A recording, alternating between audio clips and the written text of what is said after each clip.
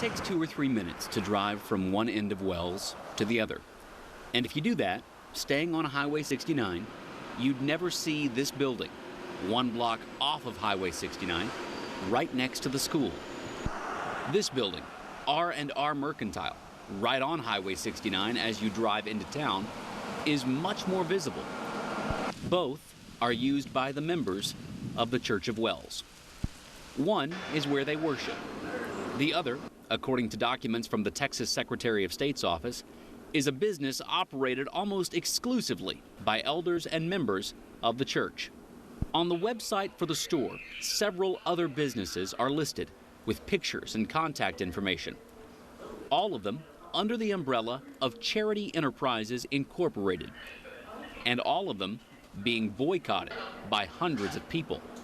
I think a lot of people don't know what to do. They want to help, but other than boycotting the businesses and trying, to hurt these elders financially, there aren't really a lot of options. 2 East Texas women, who we're identifying as Chris and Sam, operate a Facebook page called Boycott Charity Enterprises, Inc.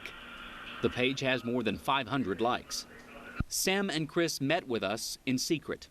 Neither of them live in Wells, but they believe church members know about their page. Sam told us it was all she could think of after hearing the story of Catherine Grove. I couldn't really think of anything else to do. I felt the need to help, and I know Facebook,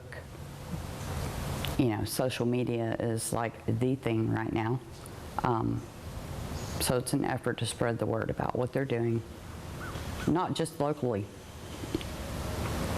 My hope is that people who are traveling will, oh, I saw that on Facebook. Don't stop there. Charity Enterprises Incorporated is listed as a for-profit corporation by the Texas Secretary of State's office that started in June of 2012 and is based in Wells. All 9 of its directors have addresses in Wells. 4 of them, Sean Morris, Richard Trudeau, Ryan Ringnauld, and Jake Gardner, are listed as the church's elders and deacon on its website. The other 5 directors have names that match those listed as members on the same website. We spoke to Richard Trudeau outside of R&R Mercantile. There's a group that I've spoken to that is concerned about the growth of the church in Wells and the amount of property owned by the church, and that's what I'm trying to speak to the church specifically about. And this is obviously part of the property that's owned by the same ownership group, and trying to figure out more about that.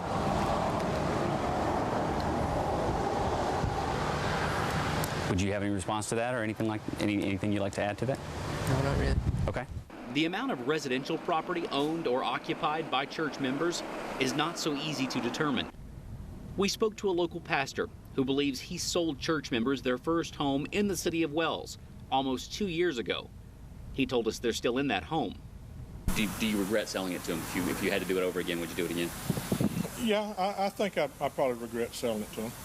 Yeah. I don't try to dictate who lives here and who don't, but I don't encourage trouble either. That home is on Booker Street in Wells. It's one of at least 2 homes on that street we found where church members are living. Chris and Sam told us that they believe the church is trying to buy up as much property as they can. I think they're trying to take over the whole town. And I believe that, Wells is just an easy town because there is no law enforcement here. And the people, I believe, really have a fear about them. And I think that they're just like big bullies. Jake Gardner, one of the elders of the church, lives in one of the homes on Booker Street. He doesn't own it. He rents it from Royce Williams, who owns businesses in Lufkin and Tyler. Williams told us that Gardner has been there for close to a year, and he's never heard of any trouble at that home. We spoke to Gardner outside the home and told him about Chris's belief that the church is trying to take over Wells. I wouldn't necessarily say it's unfair myself, but I would just say it's untrue. Okay. It's just not true. So not looking to buy any more property in town, as far as you know? No, that's not the case. Okay. But I can't say at the moment we're actually looking, Sure. at properties. Sure. But we've got, growing families. We've got many members, and we've all come from, Arlington, Texas, and so we need places to live. Sure. Naturally. During this conversation, Gardner told us that there are roughly 90 members of the church now, including children. Another Wells resident told us those church members were very overt in their search for places to live. They were going around town to any empty house and knocking on doors and neighbors and saying, is this house for sale? Is this property for sale? And they did it all over town. So how conceivable is it that church members could take over the town, as Chris told us, from a voting standpoint? The most recent City of Wells election that Cherokee County had record of was in 2008. In that election, only 106 people voted. The picture on the church's website shows roughly 45 people that would be old enough to vote. So, at a minimum, if church members decided to take part in city elections, they would represent a major voting bloc. Wells Mayor C.W. Williams didn't want to go on camera with us because he said he and the rest of the city council have decided to remain neutral until an actual issue involving the church comes before them. But he did say he doesn't like the name Church of Wells. He said it should just be a church in Wells, and he said the entire town feels the same way. David Goodwin agrees. When you hear the Church of Wells, you think, well, everybody in Wells must go there. You know, I've had people call me from other towns and say, are you keeping somebody without their permission? Are you holding somebody hostage down there? And I said, no, it's not me, you know. Goodwin is the pastor at the Methodist Church in Wells. He first met some of the Church of Wells members in January, and he spent a lot of time with them that day. I met with 3 of them here at the church. They were playing basketball on our court, and we invited them in because we had youth group out that were playing basketball with them. And so we were concerned about our youth and what this group might be saying to them or whatever. So we invited them in to have pizza with us, and 3 of the guys came in, and I spent 5.5 hours with them. Goodwin told us that he came away from that long meeting believing that the members of the Church of Wells believe in a God of wrath, not a God of love. That's why he doesn't shop at the R&R Mercantile, and why he has asked members of the church to stay off his church's property. He doesn't want their teachings to clash with his church's belief in a God of love. Still, after being around them for nearly a year, he doesn't think they're trying to take over. I've heard people say that they feel like this group's going to take over the town, they're going to take over the politics of the town, they're going to take over city council and all these sorts of things.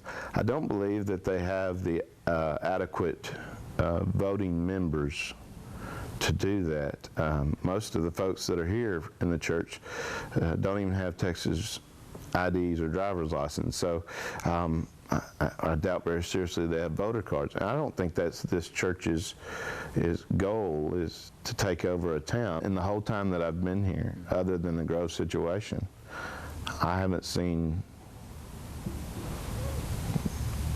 any real impact one way or the other.